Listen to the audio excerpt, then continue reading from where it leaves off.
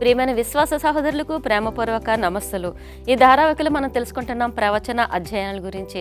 పురుషాధిక్య ప్రపంచం కలిగినటువంటి ప్రాచీన కాలపు ఆ వ్యవస్థలో ఇద్దరు స్త్రీలు చాలా ప్రాముఖ్యంగా మనకు కనిపిస్తారండి పరిశుద్ధ గ్రంథంలో. వాళ్ళ పేర్ల ద్వారానే ఆ పుస్తకాలు రాయబడి ఉన్నాయి. మరి అంతగా వాళ్ళ యొక్క ప్రాముఖ్యత ఏంటి, ఎందుకు వారు ఆ స్థానానికి వచ్చారో తెలియాలంటే ఈరోజు 11వ పాఠం మనం చదువుకోవాల్సిందే. ఎస్తేరు, రూతు గురించి మనం ఈ పాఠంలో చదువుకుందాం. మీరు సిద్ధమైనట్లయితే దైవసేవకులను కలుసుకుందాం. మరి నమస్కారం అండి డాక్టర్ విల్సన్ గారు, పాస్టర్ శ్యామరాజ్ గారు. నమస్కారం డాక్టర్ గారు, ఈ ధారావాహికల 11వ పాఠం ఎస్తేరు మరియు రూతు గురించి అన్నారు. వీళ్ళిద్దరి గురించి ఈ పాఠం మనం ఎందుకు తెలుసుకోవాలంటారు? పరిచయం చెప్పండి. ఇది చాలా ఆశ్చర్యమైనది. ప్రవచనాల గురించి చదువుకుంటున్నాము, ఆఖరి దినాల్లో సిద్ధపాటు గురించి నేర్చుకుంటున్నాము. పాత నిబంధన గ్రంథం మనకు ఏమి నేర్పిస్తుందో ఆ సిద్ధపాటు గురించి మాట్లాడుకుంటున్నాము. కానీ మోబాయి దేశం నుంచి మోబైల్ నుంచి మరి రూతు అంటే పర్ల్, ముత్యం. తర్వాత పారసీ దేశం నుంచి ఎస్తేర్ అంటే నక్షత్రం. సో వీళ్ళిద్దరు స్త్రీలు మనకే నేర్పిస్తారు ఆఖరి రోజుల్లో జీవించే వాళ్ళకి. పాత నిబంధన గ్రంథ వీరులు కదా వీళ్ళు. ఇదంతా మనం చూసుకున్నప్పుడు విధవరాలైన ఈ యొక్క రూతు ఏ విధంగా తన అత్తగారిని జాగ్రత్తగా భద్రపరిచిందో, ప్రేమ చూపించిందో, విడనాడక వచ్చిందో, ఏ విధంగా ఆమె విశ్వాసము ఆ దేవుడిని ఏ విధంగా విశ్వసించిందో, దానివల్ల ఎంత ఆశీర్వాదాలు పొందిందో ఇది చాలా గొప్ప కథగా సాక్ష్యంగా మనం ఆఖరి రోజుల్లో కూడాను బైబిల్ అనేది స్త్రీ అంటే సంఘము. ఓకే, రూతు ఏ విధంగా తన స్త్రీని జాగ్రత్తగా అనగా తన అత్తగారిని ఎంత జాగ్రత్తగా చూసిందో, ఆఖరి రోజుల్లో నిజమైన సంఘం అనేది ప్రియమైనది కాబట్టి ఆ సంఘాన్ని ఆదుకొని నిజమైన శేషించిన సంఘంలో నమ్మకంగా ఉన్న వాళ్ళకి ఎన్ని ఆశీర్వాదాలు ఉంటాయో, ఆ సంఘము గుండా రక్షకుడు వస్తాడు, ఆ సంఘానికి సంబంధించినట్లుగా ఉంటాడు అన్నది ఈరోజు కథలో మనం నేర్చుకోబోతున్నాం. బాగుందండి. ఈ పాఠం కోసం లేఖనం వినిపించండి పాస్టర్ గారు. ఎస్తేరు 5వ అధ్యాయము 2వ వచనంలోంచి తీసుకోబడి ఉన్నది. రాణి అయిన ఎస్తేరు ఆవరణంలో నిలవబడి ఉండుట రాజు చూడగా ఆమె యందు అతనికి దయ పుట్టెను.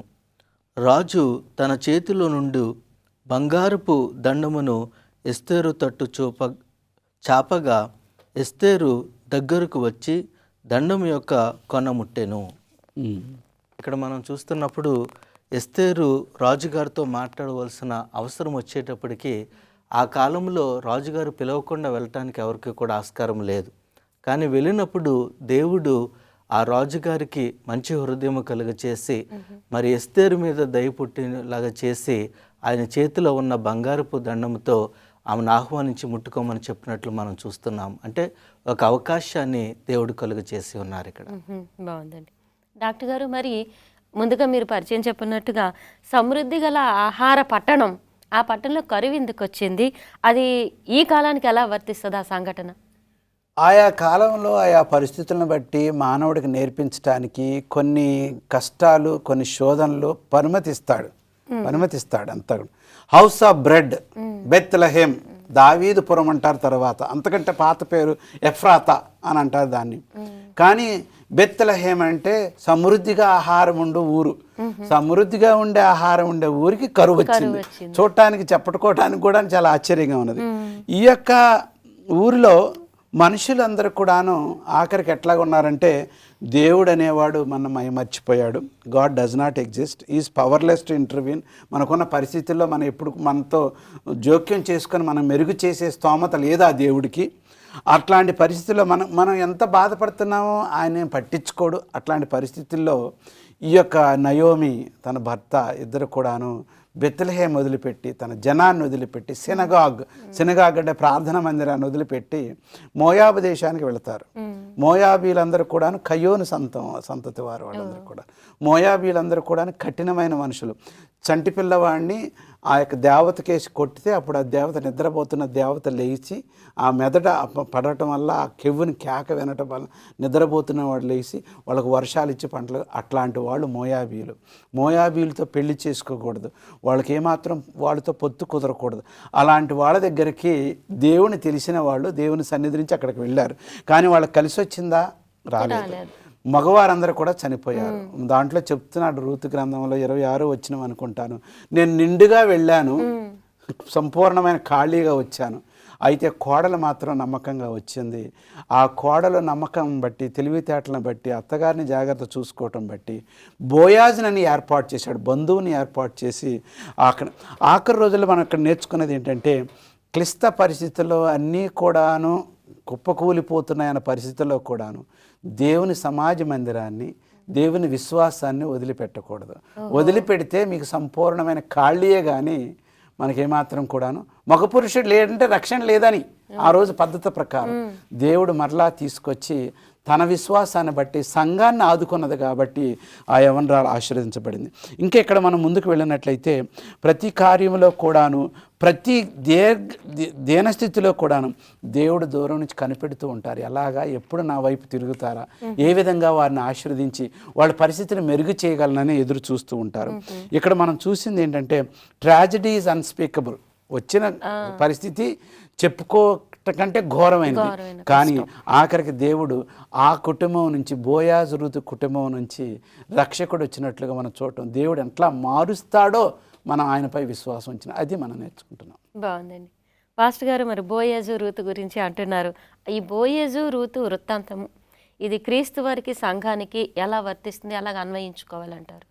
ఎప్పుడైతే ఈ యొక్క నయోమి మరి తిరిగి రావటం జరిగిందో, ప్రతి ఒక్కరు కూడా చూసి నయోమి తిరిగి వచ్చింది అన్నప్పుడు నన్ను నయోమి అని పిలవద్దు, మారా అని పిలవమని చెప్పి ఉన్నారు. అంటే చేదు అనే ఒక, నా జీవితం చేదైపోయిందని.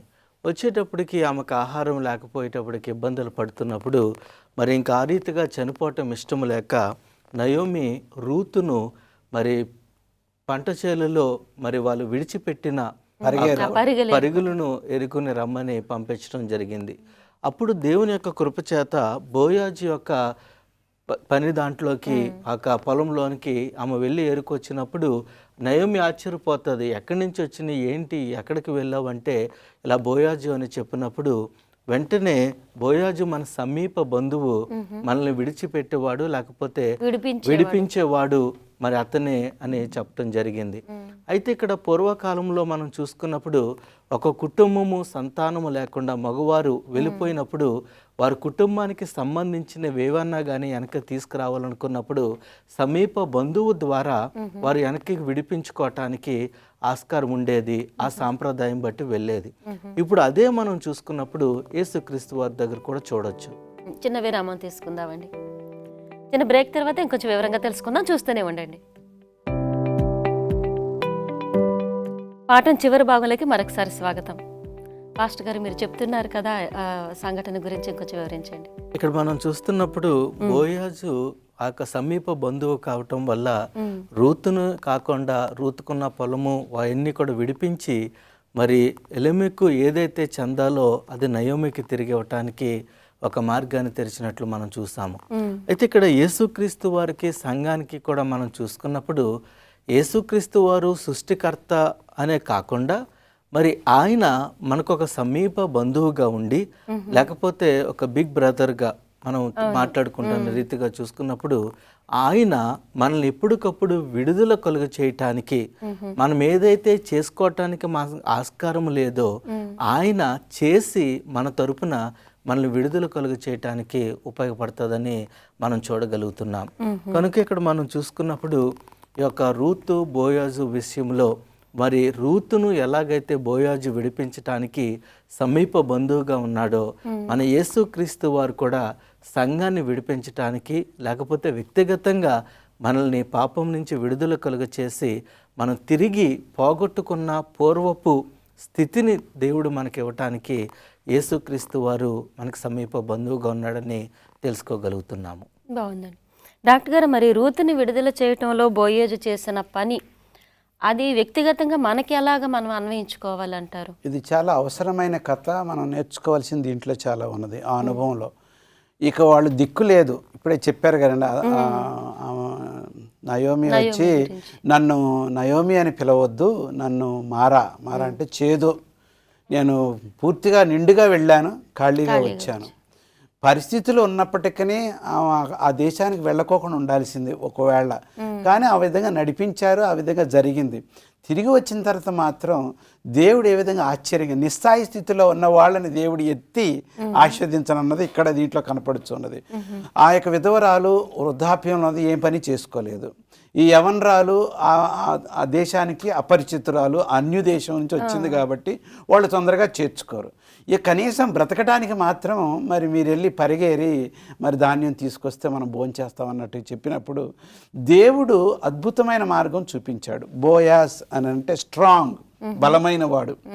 ఆయన దూర బంధువు. అయితే ఆయన కంటే ముందు ఇంకొక ఆయన ఉన్నాడు. కానీ ఆయన నేను చేయలేను, మీరు నాకు అవసరం లేదు అన్నట్టుగా చెప్పేసరికి సరే నేను చేస్తానని ఆ యొక్క ఊరు ఆ యొక్క గవని దగ్గరికి వెళ్ళి 10 మంది కూర్చున్నప్పుడు పంచాయతీలో పెట్టాడు అనమాట. ఫలానా ఆయన చేయాలా, చేయలేకపోతున్నాడు, వాళ్ళు దిగజారిపోయిన పరిస్థితిలో ఉన్నారు, మనం నమ్ముకున్నారు, మన దేశపు వారు. ఆ యవనరాల సంగతి తర్వాత మనకి, ముందు మన మనిషిని మనం బాగు చేసుకోవాలి కాబట్టి నేను వాళ్ళ తరపున నేను ఉంటాను, నేను వాళ్ళని కాపాడుకుంటాను, వాళ్ళు నా రెక్కల కింద, వాళ్ళ కాపుదలకు నా పేరు వాళ్ళ మీద ఉంటుంది అన్నట్టుగా చేసినప్పుడు అందరు కూడా ఆశ్చర్యపోయారు. వాళ్ళ వల్ల ఏం లాభం వస్తుందని వాళ్ళని చేర్చుకుంటున్నావు అన్నట్టుగా వాళ్ళని విమర్శించారు కూడాను. రూత్ అనే ఆమె మోబాయి దేశం నుంచి మన దగ్గర రాకూడదు అన్నట్టుగా. కానీ ద ఇండస్ట్రీ, ఆమె చేసే కష్ట మనస్తత్వం, ఏ విధంగా అయినా సరే పరిస్థితిని మార్చాలన్న పట్టుదల ఆమె ఉండటం వల్ల దేవుడు ఆ బోయాస్ ఇష్టపడి వెంటనే వచ్చాడు. మన బైబిల్లో దీని ప్రకారం చూసుకున్నట్లయితే ఎన్నో పరిస్థితుల్లో, దిక్కులేని పరిస్థితుల్లో దేవుడు మన తరపున మాట్లాడు. బోయా స్థానంలో మనం యేసుక్రీస్తుని పోల్చుకున్నప్పుడు ఎంత బాగుంటుంది. ఉదాహరణకి సాతానుడు ఎన్నో పరిస్థితుల్లో నేను భూమిని అటు ఇటు తిరుగుతూ ఉండగా, యోబు గ్రంథం 1వ అధ్యాయం 7వ వచనంలో ఇదంతా కూడాను నాది, ఇంకా ఎవరు కూడాను నన్ను మించింది లేరన్నట్టుగా సాతానుడు గొప్ప చెప్పుకుంటే, అప్పుడు యేసుప్రభు వారే మరి యోబును నువ్వు చూసావా, యోబు ఎంత మంచివాడో నువ్వు చూసావా, యోబు నీతిని నువ్వు గ్రహించావని, నా తరపున కూడా ఉన్నారు, అంతా నీదే కాదని యేసుప్రభు వారు తన వంతును పంచుకోవడం ప్రారంభం. అంతేకి యోధా గ్రంథంలో కూడాను జూడ్లో మూషాని మరి ఈ విధంగా పాతి పెట్టడానికి, సమాధి చేయడానికి వచ్చి పాపం చేశాడు, చట్ట ప్రకారం పాపం చేసిన వాడు మరణించాలని చెప్పినప్పుడు యేసుక్రీస్తు వారు నేను వచ్చి ఈయన లేపుతాను కాబట్టి నేను ఇప్పుడే ఆయన తిరిగి సమాధి చేసిన వాడిని తిరిగి తీసుకెళ్తానన్నాడు. మొట్టమొదటిసారి యేసు ప్రభు వారు మరణించిన వాడిని తిరిగి పునరుద్ధానుడిగా చేసినప్పుడు ఎలెన్ వైట్ గారు చెప్తున్నారు, for the first time Christ was about to give life to the dead as the prince of life shining once approach the grave, Satan was alarmed for his supremacy. అంటే ఏంటి, అమ్మో మానవ రూపంలో ఇచ్చిన యేసుప్రభు వారు మరణం మీద అధికారం చలాయిస్తున్నారు, మరణించిన వారు లేపుతున్నాడని సాతానుడు దిగ్భ్రాంతుడయ్యాడట. ఆఖరి రోజుల్లో మరణ శాసనం మనపై ఉన్నది, పాపం చేశాం కాబట్టి దేవుడు మనని మార్చి తిరిగి జీవం ఇచ్చి పునరుద్ధానంలో మనం పాల్గొంపజేస్తున్నాడు. బాగుందండి, అది చాలా గొప్ప విడుదల. అది బోయాజ్ విడిపించినట్టు. పాస్టర్ గారు, మరి ఈ సాతానుకి సంబంధించి హామాను విషయంలో మనం చూసుకున్నట్లయితే చిన్న చిన్న సంఘటనలు కూడా ఏ విధంగా వాళ్ళ దోషపు లెక్కలోకి వస్తాయంటారు? చిన్న చిన్న సంఘటనలను మనం చూసుకున్నప్పుడు, ఇప్పుడు హామాను విషయంలో ఆయనకి మరి ఒక పొజిషన్ కావాలి, లేకపోతే నేను ఒక రాజుగారి కింద ఒక ప్రధాన నాయకుడిగా వెళ్ళిపోవాలన్న ఆశ తన యొక్క జీవితంలో తపన ఎక్కువైపోయిందండి. అది ఎక్కడి వరకు వెళ్ళిపోయిందంటే, దేవుడు వీరికి తోడుగా ఉంటారు అని దేవుని బిడ్డలను కూడా లక్ష్య పెట్టకుండా మరి ఒక మొద్దుకాయని మరి ఎప్పటికప్పుడు నువ్వు నాకు సాష్టాంగ నమస్కారం చేయాలి అని ఇబ్బంది పెడుతున్న పరిస్థితుల వరకు వెళ్ళిపోయింది. ఆఖరికి అతను మంచి పేరు రప్పించుకోవటానికి రాజుగారిని మబ్బి పట్టించి మరి ప్రతి ఒక్కరు కూడా రాజుగారు దేవుని తప్ప ఇంకెవరిని కూడా పూజ చేయకూడదు అని ఏర్పాటు చేసి వీళ్ళని నాశనం చేసేయటానికి ప్రయత్నం చేయటం జరిగింది. అంటే ఇక్కడ మనం చూస్తున్నప్పుడు మనకు అర్థమవుతుంది ఏంటంటే, ఈ యొక్క తత్వము, ఈ యొక్క మరి ఆ స్వభావము సాతాను కూడా సేమ్ స్వభావాన్ని మనం చూస్తూ ఉంటాము. పరలోకంలో కూడా చూసుకున్నప్పుడు సాతాను అసలు దేవునికి తిరుగుబాటు చేయటానికి కారణం ఏంటి? ఆ కారణమే ఆరాధన అనేది దేవునికి దేవుడికంటే వెళ్తుంది, ఎక్కువగా పొందాలనుకుంటున్నాను. వెళ్తుంది, నాకు రావట్లేదు, నాకు ఎక్కువ రావాలి అనే ఒక ఆశతో ఆ దూతలు అన్నట్లను కూడా తన వైపు తిప్పుకోవటానికి ప్రయత్నం చేసినట్లు మనం చూస్తున్నాం. అదే రీతిగా యేసుక్రీస్తు వారు కూడా ఈ లోకంలో ఆయన ఒక మనిషి రూపము మరి దాల్చి వచ్చినప్పుడు ఎలాగైనా కానీ నేను ఇహలోక సంబంధమైన మరి పేరును లేకపోతే ధనాన్ని ఆశను చూపించి నేను స్వాధీనపరచుకోవాలనేసి సాతాను యేసుక్రీస్తు అని శోధిస్తున్నప్పుడు 2-3 ఈ యొక్క శోధనలో కూడా సందర్భంలో మనం చూడగలుగుతున్నాము. అంటే మనకి ఇక్కడ అర్థమవుతుంది ఏంటంటే ఈ యొక్క అంత్య దినాలలో కూడా దేవుణ్ణి ఆరాధిస్తున్న బిడ్డలకు మనం అనుకోవచ్చు వెళ్ళి అలా చూసి వచ్చేస్తే సరిపోతుంది అనుకుంటాము, లేకపోతే వెళ్ళి అలాగా ఒకసారి నేను నా ప్రజెన్స్ ఉంటే సరిపోతుంది, దాంట్లో ఏముందిలే చిన్నదే కదా అని మనం అనుకుంటాము. కానీ ఆ చిన్నదే ఎక్కడి వరకు మనల్ని నడిపిస్తుంది అంటే ఒక పెద్ద తప్పు చేయటానికి ఆస్కారం ఉండి ఆఖరికి మనం జారి పడిపోయే పరిస్థితిలోనికి వెళ్ళిపోతూ ఉంటుంది. ఇప్పుడు దావీదు దగ్గర కూడా మనం చూసుకున్నప్పుడు ఆయన బెత్షెబాను చూసిన వెంటనే ఆయన వెనక్కి వచ్చేస్తుంటే బాగుండేది, ఆయన పట్టించుకోకుండా ఉంటే బాగుండేది. కానీ ఆయన పట్టించుకుని మళ్ళీ ఆమెను దగ్గర చూడటం పాపం, కానీ ఆ పాపాన్ని రప్పించుకోవటంలో క్రియారూపంలో పెట్టేటోడికి ఇంకా తీసుకురావటం అంటే చిన్నదే అని మనం అనుకుంటాం, కానీ ఆ చిన్నదే పెద్ద సమస్యలోకి మనల్ని తీసుకెళ్తుంది. కాబట్టి ఇక్కడ హామాను ఎలాగైతే పతనం అయిపోయాడో సాతాను కూడా ఎలాగైతే పతనం అయిపోబోతాడో ఇంకా తదితరులు బైబిల్కి చాలా మంది ఉన్నారు చెప్పుకోవాలనుకున్నట్లయితే. అలా మనం చిన్నది అని అనుకోకుండా ప్రతిదీ జాగ్రత్తగా తీసుకుని మన ఆధ్యాత్మికమైన పరిస్థితిని మెరుగుపరచుకోవాల్సిందిగా మనం నేర్చుకోగలుగుతున్నాం. అంటే ఒక్క దాని మీద కలిగిన దురాశ అనేది ఎంత పెద్ద నేరం వరకు నడిపిస్తుంది అనేది గుణపాఠంగా ఉంది. చిన్న విరామం తీసుకుందామండి. పాఠం చివరికి వెళ్ళే ముందు చిన్న విరామం, తర్వాత కంటిన్యూస్గా మనం చూసుకుందాం. పాఠం చివరి భాగంలోకి ప్రేక్షకులకు స్వాగతం. డాక్టర్ గారు, ఇట్టి సమయం అనే మాట మనం చదువుతున్నాం కదా, అది ఏ సమయం, దాన్ని మనం ఎలా అర్థం చేసుకోవాలో వివరించండి. చాలామంది ప్రవచనాలు చదివేవాళ్ళు ఒకలాంటి భయముతో ఏం జరగబోతుందో, ఏ అపాయం రాబోతుందో, నాకు నష్టం జరుగుద్దేమో, నేను ఇబ్బందులు పడతానేమో, నాకున్న ఆస్తిపాస్తులన్నీ పోతాయేమని భయముతో ప్రవచనము అని అన్న వెంటనే ఆఖరి దినాల గురించి ఆలోచించి ఒకలాంటి ఫోబియా, భయంతో నిండి ఉంటారు. కానీ బైబిల్ ఎప్పుడు కూడాను, దేవుడు ఎప్పుడు కూడాను మనం భయపెట్టాలని ఏ కార్యం కూడాను చేయలేదు. మనం ఏ విధంగా చూస్తున్నాం వచ్చే కష్టాలు ఇవన్నీ కూడాను, అది మనకి చివరికి అది మేలుగా ఉంటుంది, మెరుగ్గా మారుతుంది, నా యొక్క గుణలక్షణాలని మెరుగు చేస్తుంది, మేలిమి బంగారంలాగా నేను తయారవుతాను, దేవుని సన్నిధిలో ప్రియమైన వాడిగా నిలుస్తానన్న ఆలోచన మానేసి చాలామంది ప్రతిదానికి కూడా పిరికితనంతో నిండి ఉంటారు. విశ్వాసంతో ఉన్నవారు, వాక్యం అర్థం చేసుకున్నవారు అలాంటి పిరికితనం పారారైపోతుందన్నమాట. మనం పిరికితనంతో భయంతో ఉన్నాం. తీర్పు అన్నా కానీ, ప్రవచనం అన్నా కానీ, ఆఖరి దినాలన్నా కానీ చాలామంది సిద్ధంగా లేరు. అది చాలా విచారకరమైనది. ఇక్కడ జనరల్ ప్యాటర్న్ మనం సాధారణంగా చూసుకున్నట్లయితే ప్రతి క్రైసిస్లో, ఘోరమైన పరిస్థితుల్లో దేవుడు ఎప్పుడు కూడాను తోడుగా ఉండి ఆయన వైపు చూసినప్పుడు ఆ యొక్క కష్టాన్ని నుంచి తప్పించుకోవడానికి, ఆ కష్టాన్ని ఎదురించుకునే ధైర్యం, పరిష్కారం ఏర్పాటు చేస్తాడన్న విషయం ఎప్పుడు కూడా మర్చిపోకూడదు. ఉదాహరణ ప్రకటన గ్రంథం 12వ అధ్యాయంలో మనం చూసినట్లయితే తెల్లని వస్త్రాలు ధరించిన స్త్రీ సంఘానికి గుర్తుగా ఉన్నది, మంచి సంఘానికి. ఇంకొక ఎర్రపు వస్త్రాలు ధరించిన ఆ యొక్క స్త్రీ వేరుగా ఉన్నట్లుగా ఉన్నది. ఆఖరికి గెలిచింది దేవుని యొక్క సంఘమే. ఆ కార్యం ఎప్పుడు కూడాను మనం మర్చిపోకూడదు. ఎస్తేరు కూడాను అలాగనే అందమైన రాణి, రాజుగారు ఎంపిక చేసుకుంటారు. క్లిష్ట పరిస్థితి వస్తుంది, తన ప్రజలను రక్షించే సమయం, తనకు అధికారం ఉంది, తెలివితేటలు ఉన్నది, కానీ రిస్క్ తీసుకోవాలి. చాలా మరి మరణం కూడా రావచ్చు శాసనం, అయినా కానీ ముందు ఉపవాసం ఉండి తన ధైర్యం చెప్పింది. మీరందరూ కూడా ఉపవాసం ఉండి ప్రార్థన చేయండి. మా చిన్నాన్నగారు, అంకుల్ మీరు కూడా ప్రార్థన చేయండి, ప్రజలందరూ ప్రార్థన చేయండి. నేను ఇట్లాంటి సమయానికి ఈ పరిస్థితికి రాణిగా వచ్చి ఉన్నానేమో, చచ్చిపోతే చచ్చిపోయాను, కాకపోతే నేను మాత్రం ధైర్య సాహసంతో. ఆఖరుల కాలంలో ఉండేవాళ్ళు ధైర్య సాహసంతో ఉండాలి. త్యాగం చేసిన ప్రజల కొరకు నేను ప్రాణం పెడతానన్న త్యాగం చేసే మనస్తత్వం ఉండాలి. అలా ఉన్నప్పుడు సంఘం బలంగా ఉంటుంది, విశ్వాసులు బలంగా ఉంటారు. మనకు ఆ ధైర్యం ఈ రోజుల్లో ఎందుకు రాలేదనంటే ఆయన ఇచ్చిన వాగ్దానాన్ని మనం నమ్మట్లేదు. గడిచిన చరిత్రను మనం పూర్తిగా అవగాహన చేసుకోలేదు.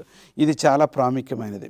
ఇంకా ఎస్తేరులో మనం తెలుసుకున్నది ఏంటంటే, దేవుడు సంఘాన్ని 1260 సంవత్సరాలు చీకటి యుగాల్లో ఆ సాతానుడి యొక్క ప్రభావంలో నడుస్తున్నప్పటికీ దేవుని ప్రజలు మాత్రం ఎన్ని శ్రమలు వచ్చినా, ఎన్ని హతసాక్షులుగా ఎంతమంది నిలబడి ఉన్నారు.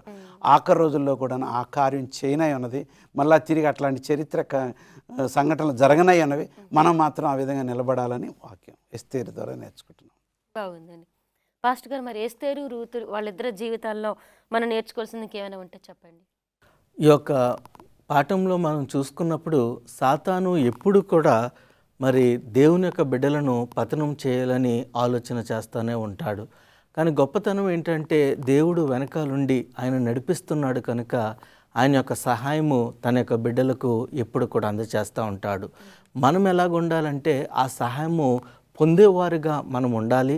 ఆ సహాయమును ఉపయోగించుకునే వారిలాగా మనం ఉండగలిగితే చాలా బాగుంటుంది. చాలాసార్లు క్రైస్తవులుగా మనం ఏం చేస్తూ ఉంటామంటే, ఒక వరదలో ఒక అతను చిక్కుకుపోయినప్పుడు మరి దేవుడు ఒక పడవ రూపంలోనూ లేకపోతే మళ్ళీ ఒక హెలికాప్టర్ రూపంలో ఒక చిన్న కథ చెప్తూ ఉంటారు. అలా ఎన్నిసార్లు వచ్చినా కానీ ఆయన ఆ సహాయం తిరస్కరించి చనిపోయిన తర్వాత నువ్వు ఎక్కడున్నావు, నీ మీద ఆధారపడ్డాను కదా దేవుని ప్రశ్న వేసినప్పుడు అది ఆ సన్నివేశాన్ని చాలా చాలా ప్రాముఖ్యంగా ప్రతి కష్టంలోంచి దేవుడు బయటకు తీసుకురావడానికి ప్రయత్నం చేస్తూ ఉంటాడు, కానీ మనం చేయము. ఇంకొక విషయం కూడా జ్ఞాపకం చేసుకోవాల్సింది ఏంటంటే, అంత్యకాలంకి వచ్చేటప్పటికి ఈ యొక్క ఎస్తేరు ఈ మొదకై ఒక యూదుల విషయంలో ఎలాగైతే జరిగిందో సబ్బాతు విషయంలో శేషించబడిన వారికి అదే జరగబోతుంది.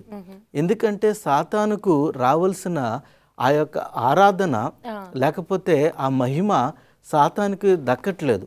అక్కడ హామానుకు ఎలాగైతే అయిందో ఇక్కడ కూడా అలాగ అవ్వబోతుంది. కనుక మరి ఆ యొక్క దురుద్దేశంతో మరి మనుషులను లేకపోతే మన బంధుమిత్రులనే మన మీదకి రెచ్చగొట్టి పంపించి మన మీద అబద్ధపు సాక్ష్యములను చెప్పించి ఈ యొక్క సబ్బాతు విషయంలోనూ దేవునికి శేషించబడిన వారుగా ఉండటం విషయంలో కూడా మరి వీరిని ప్రేరేపిస్తారని మనం చూస్తున్నాము. ఆ వాక్యాలు మత్తయి సువార్త 24వ అధ్యాయం 9వ వచనంలో చూసుకున్నప్పుడు, అప్పుడు జనులు మిమ్మును శ్రమల పాలు చేసి చంపెదరు, మీరు నా నామము నిమిత్తము సకల జనముల చేత దూషించబడదురు అని మనం చూస్తున్నాం. లూకాసు వార్తలో కూడా 12వ అధ్యాయము మరి 51, 52, 53 వచనాలు కూడా చూసుకున్నప్పుడు, దేవుడు నేను భూమి మీదకి సమాధానము పంపించడానికి రాలేదంటే ఆయన ఏదో వచ్చి చేశాడని కాదు, ఇంకా ఆయన వచ్చాడంటే అంత్యకాలం దగ్గరకు వచ్చేసింది కాబట్టి ఏమంటున్నాడు, ఇప్పటి నుండి ఒక ఇంటిలో 5 వేరుపడి ఇద్దరికి విరోధముగా ముగ్గురును, ముగ్గురికి విరోధముగా 2 ఉందురు. తండ్రి కుమారునికిని, కుమారుడు తండ్రికిని, తల్లి కుమార్తెకును, కుమార్తె తల్లికిని, అత్త కోడలికిని, కోడలు అత్తకును విరోధులుగా ఉందురు. అంటే ఈ యొక్క సాతాను మన కుటుంబస్తులనే ప్రేరేపించి మనల్ని ఎలాగైనా కానీ సాతాను వశం చేసుకోవటానికి ఎన్నో ప్రయత్నాలు చేసి మనల్ని విశ్రాంతి లేకపోతే సబ్బాతును పాటించకుండా లేకపోతే ఆ యొక్క నిజమైన దేవుడికి శేషించబడిన వారిగా ఉండకుండా చేయటంలో మరి చాలా పనులు చేస్తున్నట్లు మనం చూడగలుగుతున్నాం. కనుక ఈ యొక్క అంత్యకాలంలో మనం నిలబడాలనుకున్నాము, దేవుని కోసం నిలబడటానికే మనం ప్రయత్నం చేసి ఆ మహిమ దేవునికే, ఆరాధన దేవునికే అని మనం నిలబడగలిగినట్లయితే దేవుడే మనకు తోడుగా ఉంటారు. బాగుందండి. డాక్టర్ గారు, ప్రేక్షకులను ఆ రీతిగా దీవించండి.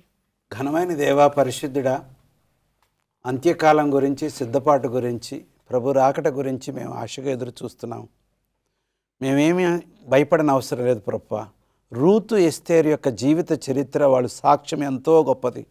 మేమును వారు వలె ధైర్యం కలిగి విశ్వాసముతో ప్రతి శ్రమను ఎదుర్కొని సాతానుని సిగ్గుపరిచి యేసుక్రీస్తుని మహిమపరచులాగున మా జీవితాలను తీర్చిదిద్దమని, ఆశీర్వదించమని, నడిపించమని, మా ప్రేక్షకులపై నీ కృప చూపించమని క్రీస్తుపేట ప్రార్థన చేసుకుంటున్నాము తండ్రి. చాలామందికి చాలా అవసరమైన పాఠం అండి. ఎంత వ్యయప్రయాసాలకు వచ్చి చాలా చక్కగా వివరించి చెప్పారు. చాలా ధన్యవాదాలు. తెలుసుకున్నాం కదా ప్రియ సహోదరులారా. బుద్ధిమంతులు, విశ్వాసులు, ప్రార్థనా వీరులుగా ఆ ఇద్దరు స్త్రీలు నిలబడటం చేత ఎంత గొప్ప ఆశ్చర్య కార్యాలు వారి జీవితంలో చూస్తున్నాం. అది నిజంగా జరిగిన సంఘటన కాబట్టి మనం ఆ రీతిగా విశ్వాస పోరాటంలో అనేకమైన జయాలు పొందటానికి ఇది ఒకటే కాదు, తర్వాత పాఠంలో ఉంది. గత అనుభవాలు మన భవిష్యత్తుకి హెచ్చరికలు, పూర్వగాములు. వచ్చే పాఠంలో కలుసుకున్నంత వరకు క్రీస్తు నామములో మీకు శుభములు.